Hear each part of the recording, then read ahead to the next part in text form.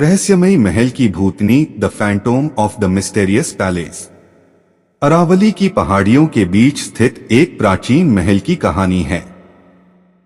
इस महल का नाम था चंद्रमहल और यह अपने अद्वितीय वास्तुकला और अद्भुत कला के कारण प्रसिद्ध था। लेकिन सालों से यह भी मशहूर था अपनी भूतिया कहानियों के लिए। इस महल का निर्माण राजा वीर प्रताप सिंह ने करवाया था, जो अपने समय के बहुत ही वीर और बहादुर राजा थे। महल का वास्तुकला अद्वितीय था और इसकी सुंदरता चारों ओर प्रसिद्ध थी। लेकिन एक दुर्भाग्यपूर्ण घटना ने इस महल को अभिशापित कर दिया। राजा वीर प्रताप सिंह की बेटी राजकुमारी मृदुला अपनी सुंदरता और ज्ञान के कारण प्रसिद्ध थी। वह बहुत ही दयालु और स्नेही थी और अपने पिता के लिए प्रेरणा स्रोत थी। लेकिन एक दिन एक पड़ोसी राज्य के राजा, जो अधर्मी और ईर्ष्यालु था, ने चंद्रमहल पर आक्रमण करने की योजना बनाई। रात का समय था और महल में उत्सव का माहौल था। राजा वीर प्रताप सिंह ने अपनी बेटी की बुद्धिमानी और साहस को देखकर उसे राजमहल के सुरक्षा का भार सौंप दिया था। उसी रात आक्रमणकारी राजा ने चुपके से महल में प्रवेश किया और एक भीषण युद्ध छिड़ गया। राजकुमारी मृदुला ने अपनी वीरता और साहस से धूर्त राजा का सामना किया। लेकिन दुर्भाग्यवश एक धोखेबाज सैनिक ने मृदुला को धोखा देकर उसे मार डाला। उसकी मौत के बाद कहा जाता है कि उसके आत्मा ने महल को कभी नहीं छोड़ा। उसकी आत्मा महल के हर कोने में महसूस की जाती थी। महलों में रात होते ही राजा वीर प्रताप सिंह ने देखा कि उनकी बेटी की आत्मा रोते हुए महल के गलियारों में घूमती थी।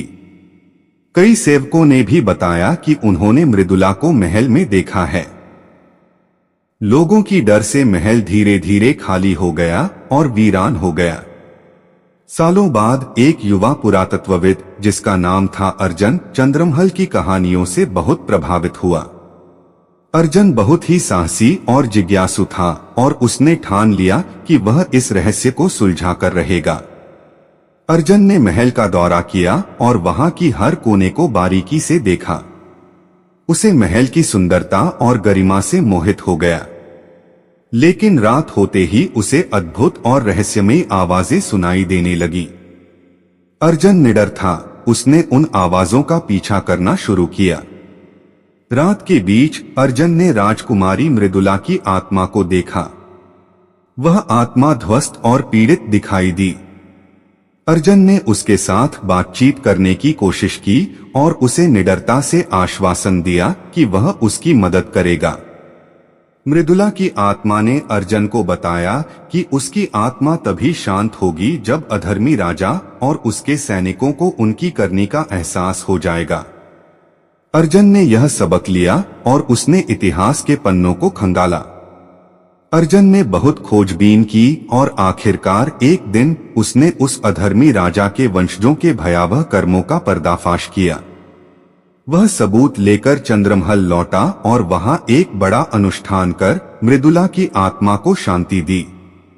उस घटना के बाद चंद्रमहल की भयंकर कहानियां समाप्त हो गईं। लोगों ने फिर से महल में आना जाना शुरू किया और उसकी सुंदरता का आनंद लिया। अर्जन की बहादुरी और असाधारण कथा ने उसे एक महानायक बना दिया। आज भी चंद्रमहल अपनी रहस्यमयी महिमा और अद्वितीय वास्तुकला के लिए प्रसिद्ध है, लेकिन लोगों को मृदुला की आत्मा का साया अब कभी महसूस नहीं होता।